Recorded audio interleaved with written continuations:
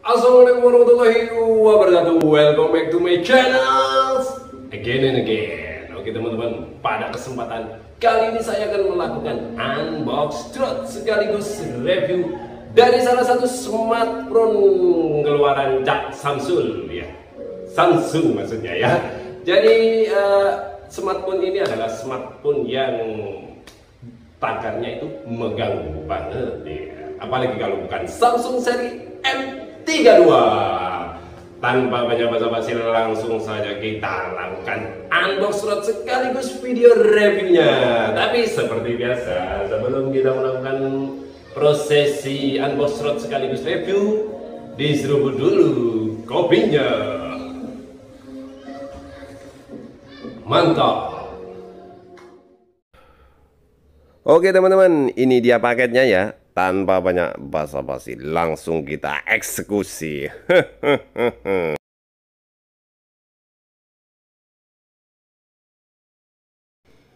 Oke teman-teman, ini dia ya. Jadi ini adalah varian yang internal storage 128 GB dengan RAM 8 GB. Untuk warnanya sendiri ini light blue ya. Jadi memang ada dua varian untuk M32 ya. Ini RAM 6 GB serta RAM 8 GB. Akan tetapi memang dua-duanya juga internal storage-nya 128 GB ya teman-teman. Nah, tanpa banyak basa-basi, langsung saja kita investigasi isinya.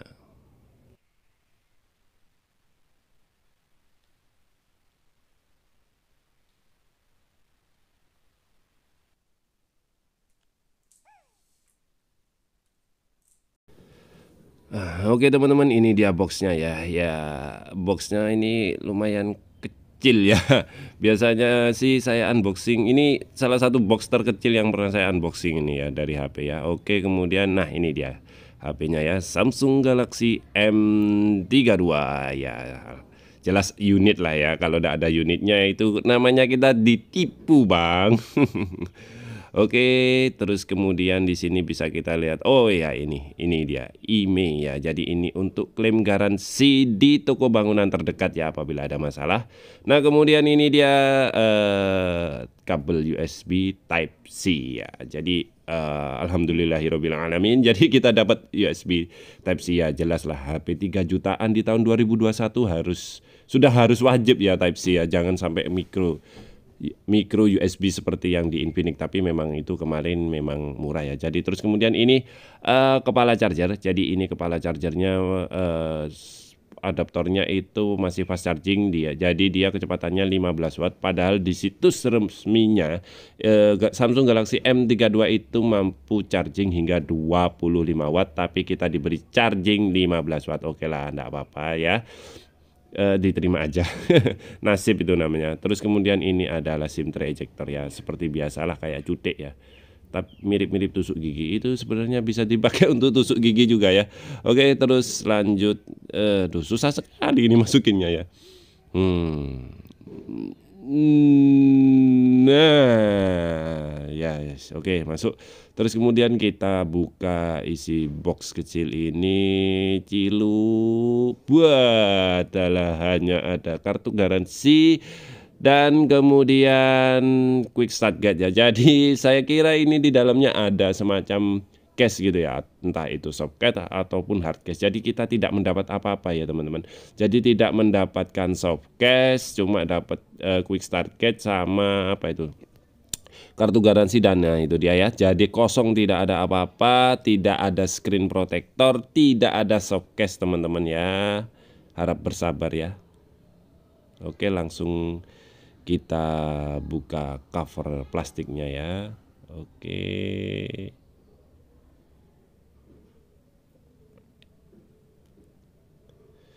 Nah ini dia ya. Wah, mulus sekali ya. Yang jelas impresi pertama saya sih HP ini sangat pas sekali ya digenggam. Jadi apa ya, tidak, ukurannya itu pas lah. Itu subjektivitas saya sih, tapi ya tidak tahu buat teman-teman yang mungkin tangannya lebih besar dari saya, mungkin ya kekecilannya. Tapi menurut saya sih pas banget ya. Oke. Nah ini dia sudah kita nyalakan ya. Jadi Samsung M52 itu sebenarnya diperkenalkan di sekitar Juni lah ya di global. Kemudian untuk rilis di Indonesianya itu baru akhir Agustus kemarin ya. Nah, untuk variannya sendiri sebenarnya ada dua ini kalau M32 itu, jadi ada yang dirilis secara internasional dan di India. Cuman yang beredar di Indonesia itu yang internasional version, di mana memiliki body 159 kali 74 kali 8,4 mm. Jadi lebih tipis ya daripada versi India, karena memang baterainya itu dia pakai yang 5000 mAh, sedangkan kalau untuk versi India itu 6000 mAh. Karena bodi yang lebih tipis dan penggunaan baterai yang lebih kecil kapasitasnya, sehingga berimbas pada berat dari smartphone yang cuma 180 gram untuk pasar Indonesia, sedangkan untuk pasar India itu 190 gram. Nah, seperti itu. Lanjut kita ke bagian bawah dari HP ya. Di sini bisa kita lihat port 3,5 mm jack audio, USB Type-C, serta speaker ya. Jadi speakernya cuma mono di bawah itu aja. Terus kemudian pada sisi kanan kita bisa lihat tombol power merangkap sekaligus fingerprint, serta tombol volume up and down. Untuk sisi atasnya sendiri kosong ya, cuma ada lubang kecil itu ya, kayaknya angin-angin paling itu ya. Lanjut ke sisi samping kiri, di sini bisa kita lihat ada SIM tray ya. Untuk SIM tray-nya sendiri ini dia triple slot ya, jadi bukan hybrid slot, dimana teman-teman bisa memasukkan SD card hingga 1 terabyte ya maksudnya, jadi 1000 giga, lumayan lah, bisa buat masukin foto orang sekampung itu ya sepertinya. Oke, kemudian untuk bagian belakangnya sendiri ini masih terbuat dari plastik, dan juga untuk framenya juga dari plastik. Oke, kemudian kita lanjut ke layar ya.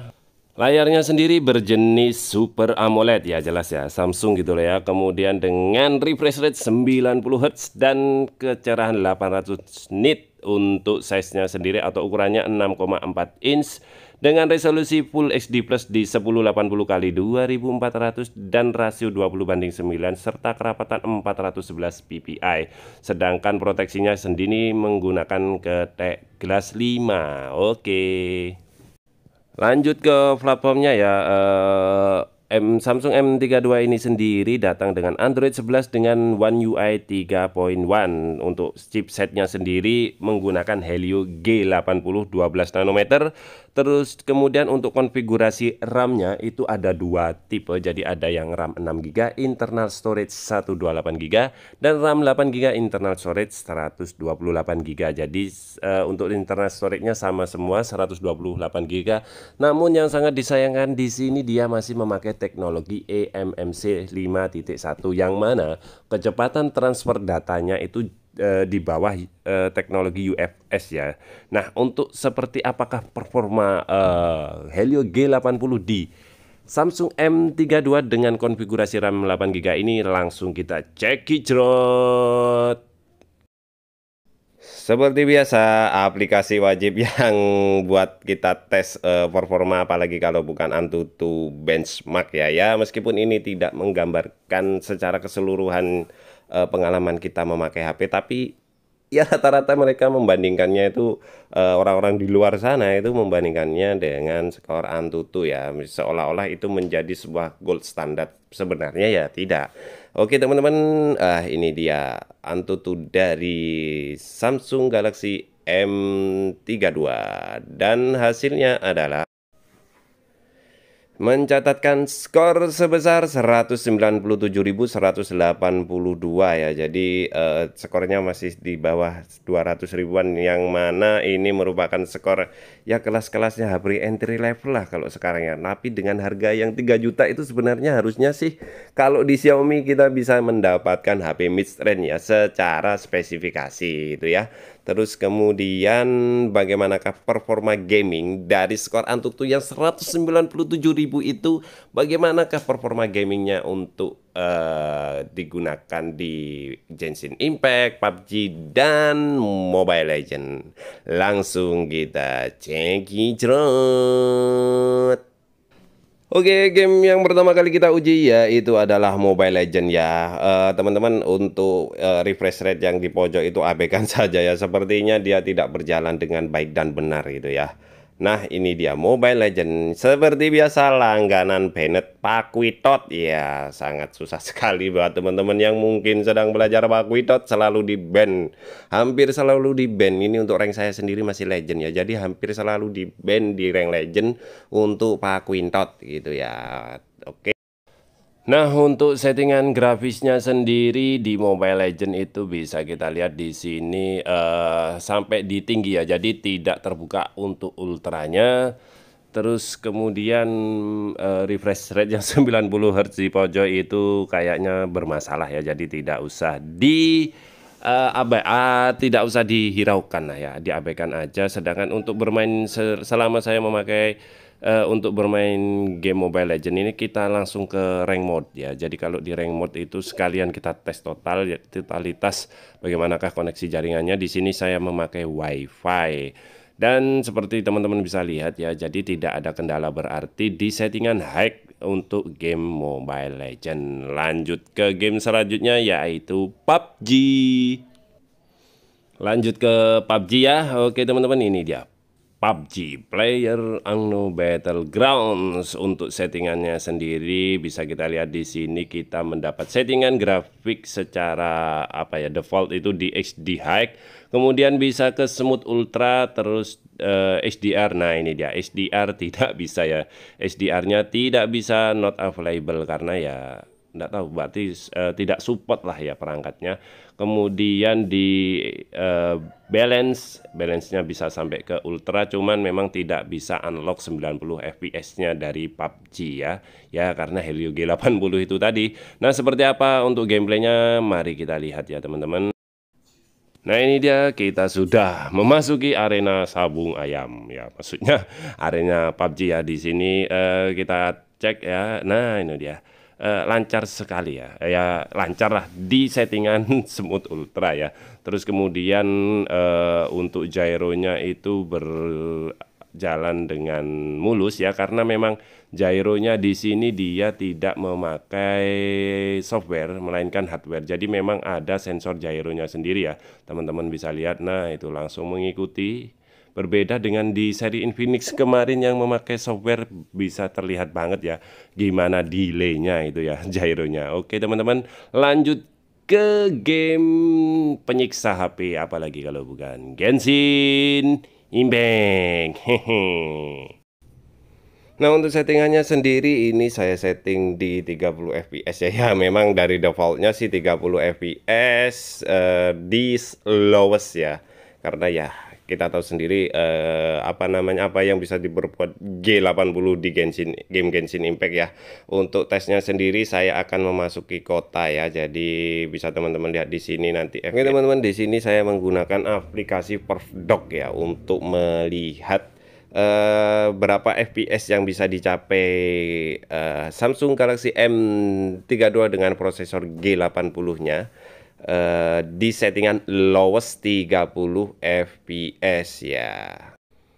Nah, ini dia di aplikasi Perfdock terbaca untuk average-nya dia berada di 21,8 fps. Terus kemudian fps tertingginya berada di kisaran 26,9 atau 27, dan fps awal bermain gamenya ada di 24, serta minimum fps-nya berada di 16 fps ya. Jadi masih ya bisa dimainkan meskipun dengan settingan lowest dan fps di bawah 30 ya. Rata-rata kita anggap di 20-an lah ya.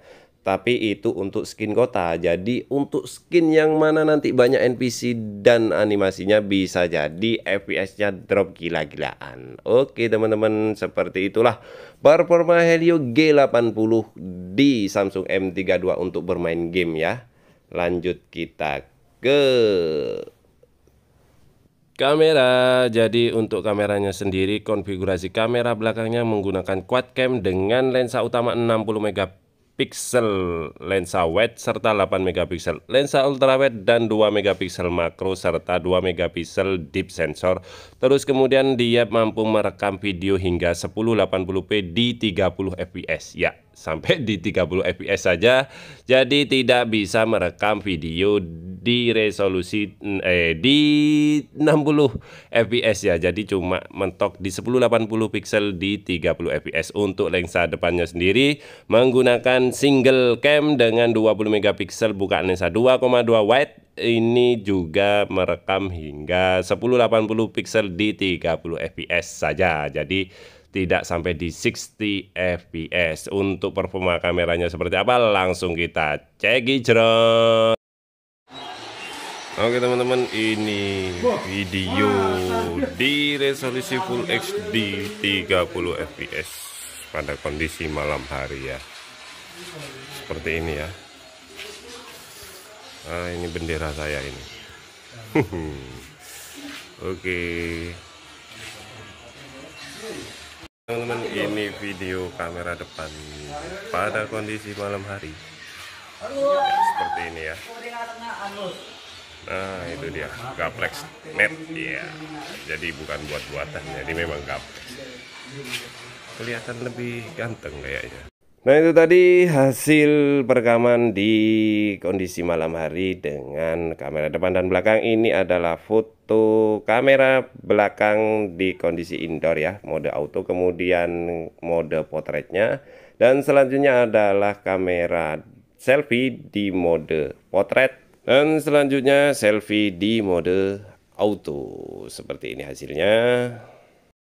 Jadi setelah kita gelap-gelapan, ini kondisi bukan kondisi ya, hasil foto di siang hari, tepatnya pagi hari jam 7 ya. Seperti ini hasil foto kamera belakangnya, kemudian ini dalam mode auto ya teman-teman. Terus kemudian ini dalam mode potretnya seperti ini. Kebetulan saya menemukan semacam serangga. Ini terus lanjut ke kamera depan dengan mode potret. Cukup rapi sih mode potretnya ya. Kemudian ini adalah mode autonya seperti ini ya teman-teman. Lanjut ke video di siang hari, tepatnya jam 7 siang ini ya. Oke teman-teman, ini video dari Samsung M32 di resolusi Full HD 30 fps ya. Seperti ini ya kalau siang ya. Nah ini dipakai jalan biasa ya, tanpa penstabil. Cukup stabil sih kameranya ya. Jadi padahal tidak ada OIS ya, cuman ya memang di 30 fps. Dan kemudian untuk fokusnya sendiri ini lumayan cepat ya. Nah itu tadi. Kemudian kita lanjut ke kamera depan. Teman-teman, ini adalah video dari kamera selfie Samsung M32 di kondisi yang terang sekali ya, di resolusi Full HD 30 fps ya.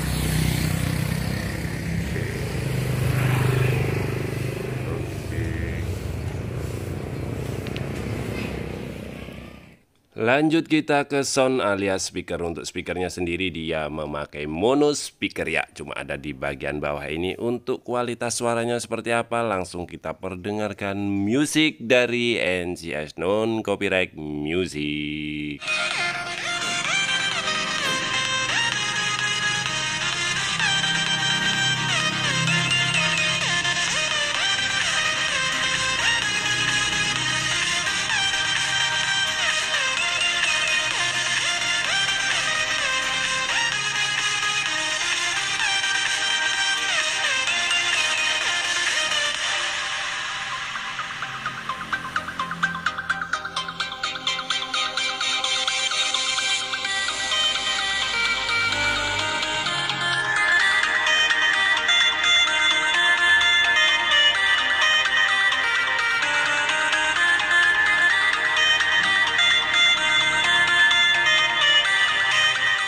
Oke, lanjut ke baterai ya. Nah, ini teman-teman bisa lihat di sini baterainya tersisa 3%. Kemudian saya koneksikan ke adaptor charge bawaan dari paket penjualan Samsung Galaxy M32. Di sini teman-teman bisa lihat ya, dari baterai yang 3% ini muncul notif 1 jam 48 menit hingga terisi penuh.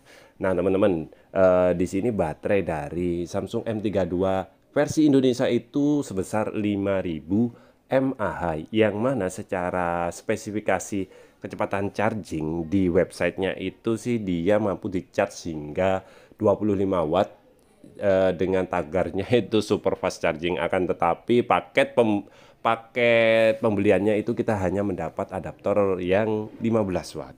Nah, untuk berapa lama waktu real yang dibutuhkan hingga baterai terisi penuh, di sini sudah saya record dengan baterai lock ya. Teman-teman bisa lihat di sini ya.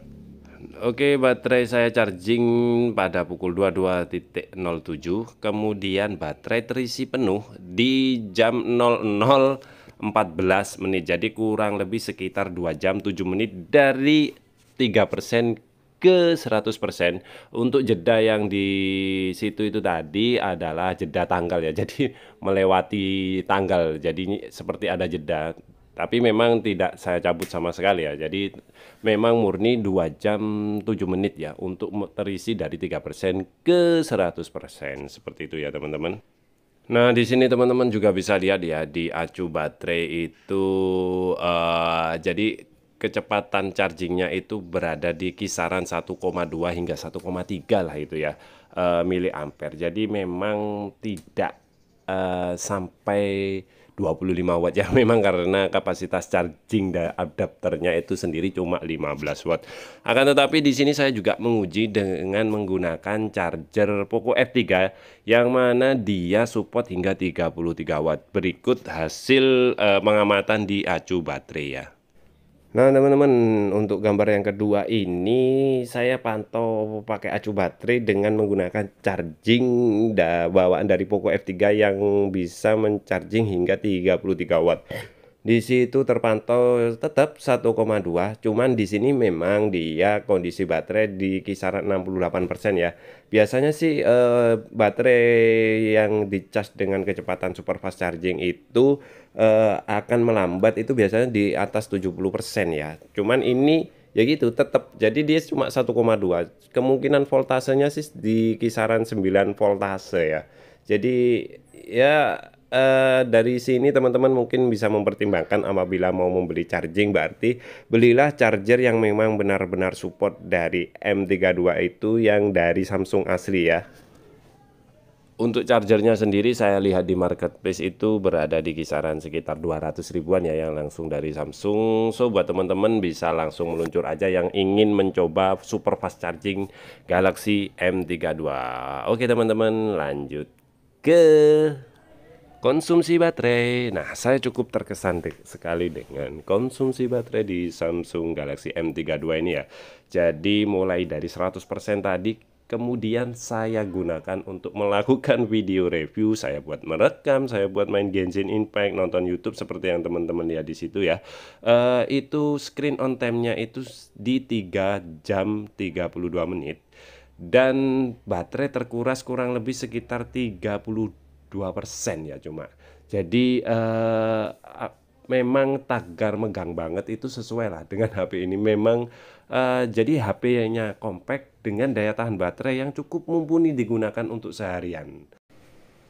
Lanjut ke beberapa fitur yang ada di Samsung Galaxy M32, yakni salah satunya adalah NFC ya. Jadi Samsung Galaxy M32 ini sudah support NFC. Kemudian untuk USB Type-C-nya ini support juga USB OTG. Namun untuk WiFi-nya ya jelas lah di rentang harga segini. Untuk WiFi-nya masih mentok di 5 GHz ya, belum 6 GHz. Kemudian untuk sensor-sensor lengkap, accelerometer, gyro sensor, geomagnetic sensor, RGB light sensor. Terus untuk proximity-nya ini dia memakai virtual proximity sensor ya. Bisa teman-teman lihat di sini ya sensor-sensornya.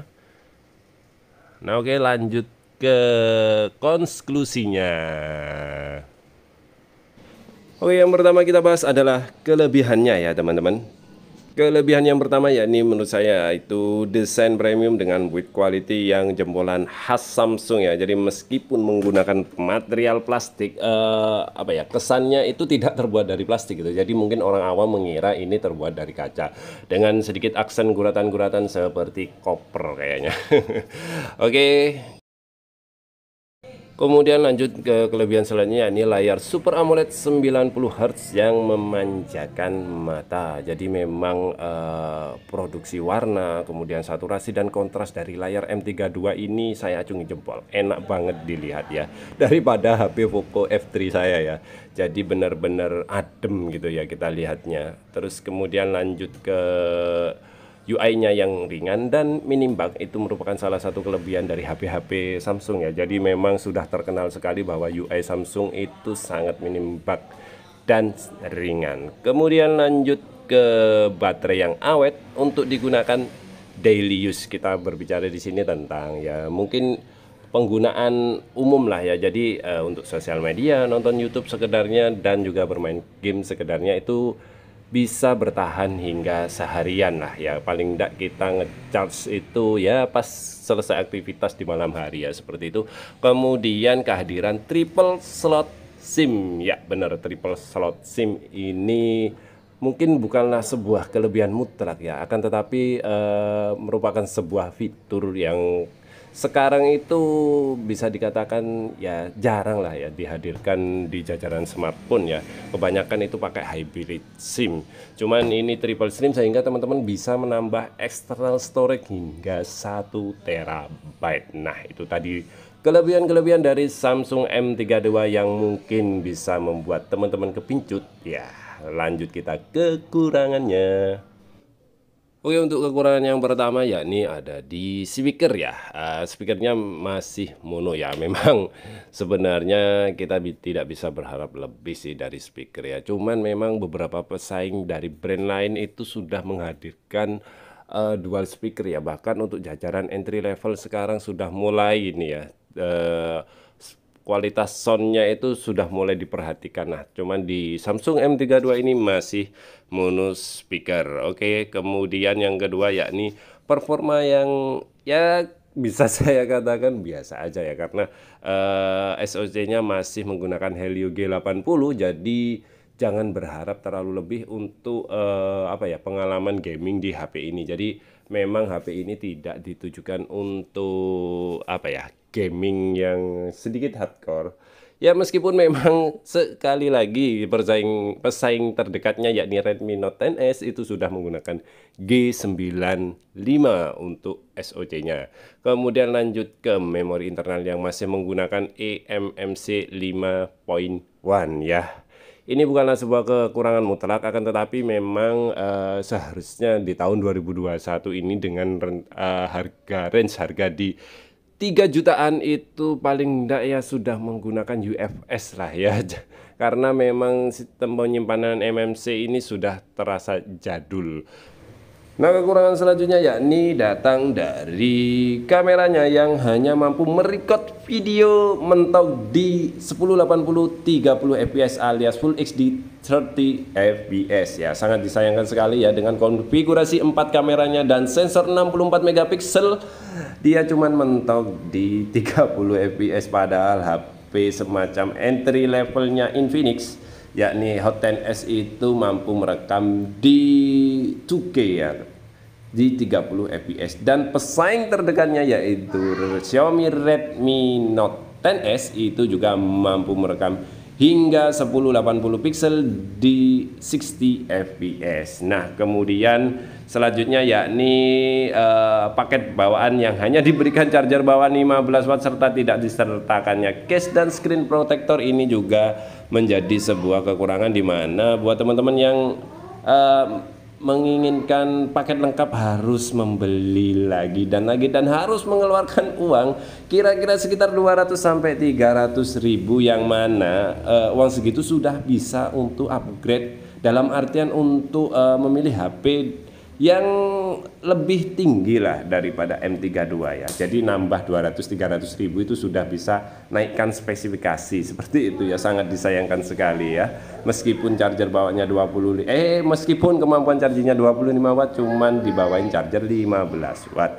Nah, kemudian selanjutnya yakni tidak adanya opsi mode HDR dalam pemutaran video ya. Tapi ya memang HP 3 jutaan kecil, dalam artian 3 jutaan ya, apalagi untuk yang RAM 6 GB itu cuma di kisaran harga 2,7 kalau tidak salah.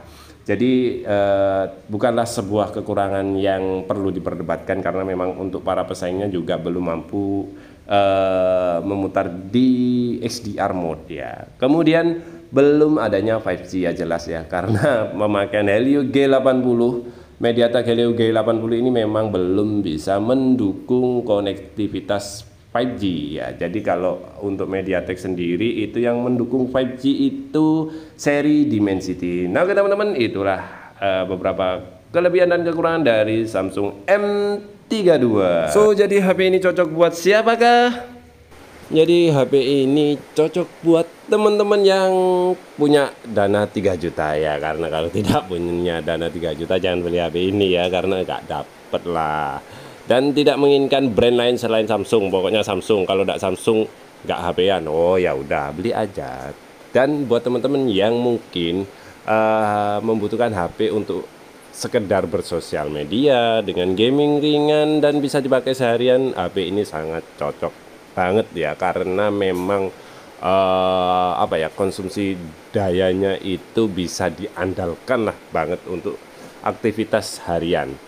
Dan HP ini tidak cocok buat teman-teman yang mencari price to performance ya. Jadi price to performance dari sebuah device sangat tidak cocok sekali, karena banyak sekali jajaran smartphone lain yang bisa memberikan pengalaman performance yang lebih baik dari Samsung M32 yang masih menggunakan Helio G80. Diantaranya bisa ambil Redmi Note 10s, Redmi Note 5G, ada Poco M3 Pro dan lain sebagainya lah, banyak banget ya. Jadi buat teman-teman yang benar-benar mengejar price to performance maksud saya ya, jadi skip aja lah M32 daripada nyesel. Oke teman-teman, sekian video unboxing dan reviewnya. Nah oke teman-teman, itulah tadi video unboxing sekaligus review dari Samsung Galaxy M32. Gimana nih teman-teman? Sudah mulai menentukan pilihan dari penjelasan review yang sangat membingungkan dari saya. Ya, selamat berbingung ya. Buat teman-teman yang suka dengan video-video saya, bisa klik like, share, and comment. Dan tetap waspada dan hati-hati di musim hujan ini ya, karena memang banyak jalanan yang berlubang. Seperti kata patah di truk gitu ya, biasanya di bak-bak truk gitu ya. Nikmatilah jalan yang berlubang meski tak senikmat lubang yang berjalan. Wassalamualaikum warahmatullahi wabarakatuh. Jumpa di video selanjutnya.